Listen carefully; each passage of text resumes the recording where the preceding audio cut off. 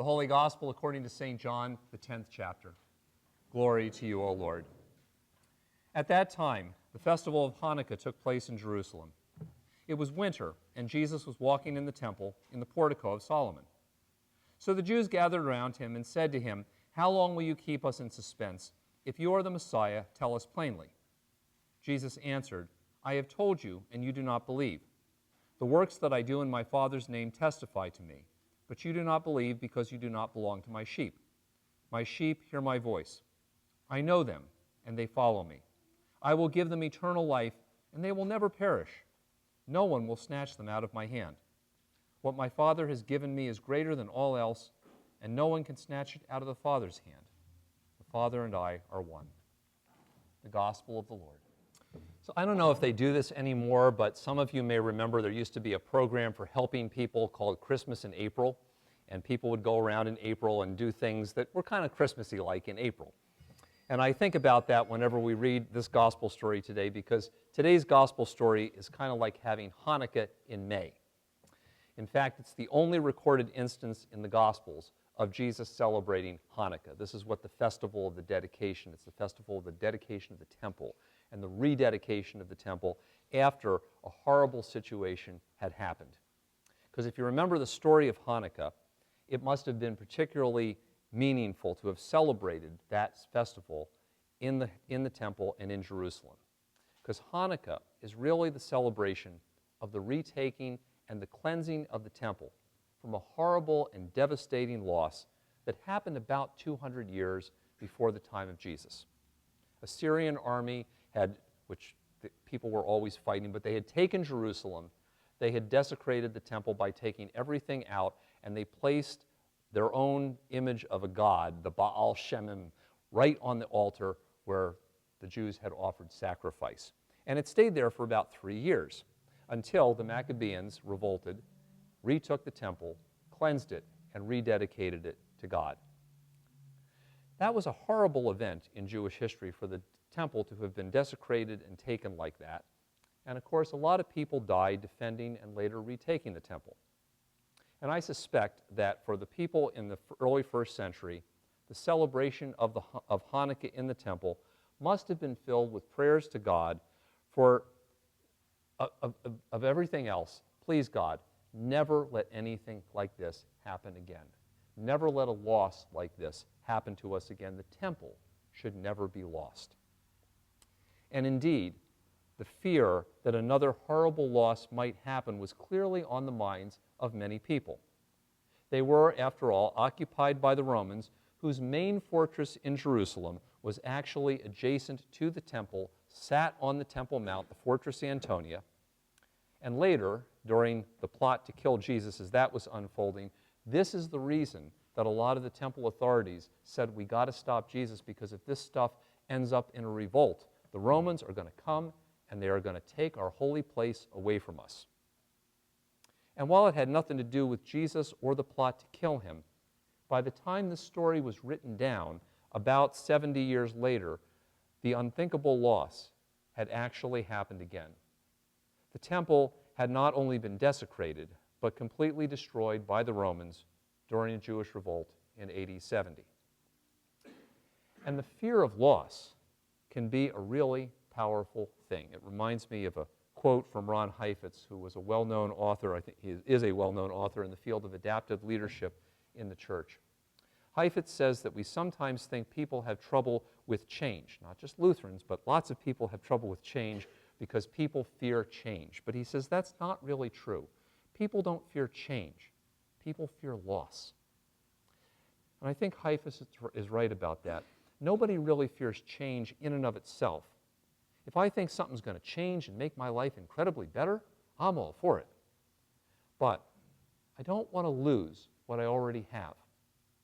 Fear of loss can be a powerful motivator and a powerful debilitator.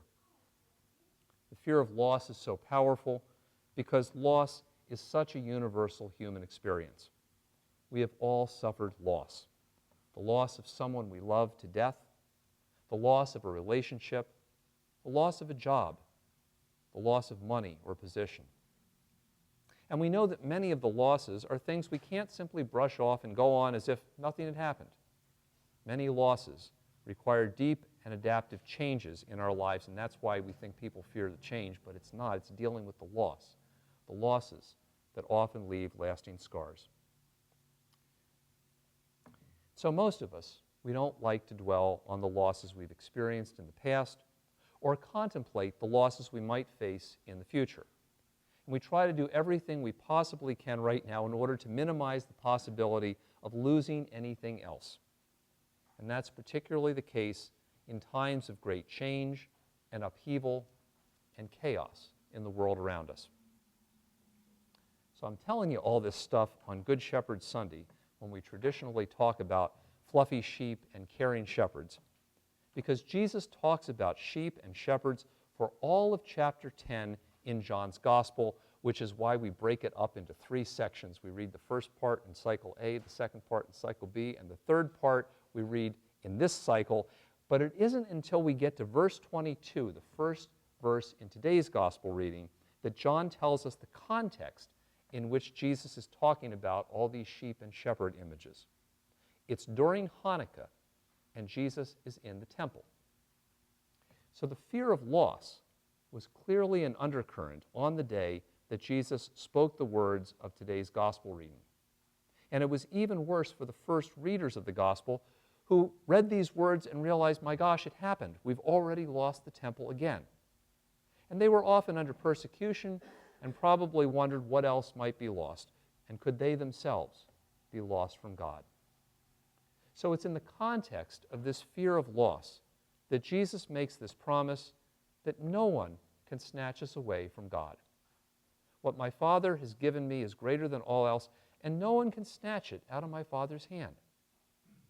That is, Jesus is confronting loss and the fear of loss by promising us that we can never be lost from God. Not even death can snatch us out of God's hands. And that would have been a wild and unbelievable claim, except for Jesus' resurrection, showing us that it's actually true. That's part of why we always read the sheep stories during Easter. But even when it's not Easter, it's important to keep in mind that God's promise of life for us is never canceled out by whatever losses we face in life. And while Jesus' promises don't insulate us from the pain of loss, what he was saying to his followers both then and now is that loss is never going to be the most significant reality in our lives, even though it surely seemed that way when the people lost the temple and in our own lives when we've experienced a particularly deep and significant loss, or when it looks like a significant loss might be headed our way again. But part of dealing with the fear of loss is remembering that God's gift of new life is actually more powerful than the events which snatch things away from us. God got the early Christian and Jewish communities through unimaginable losses, and part of getting through the fear of loss is remembering that God will continue to help us and do the same thing for us, getting us through the unimaginable losses that we face as well.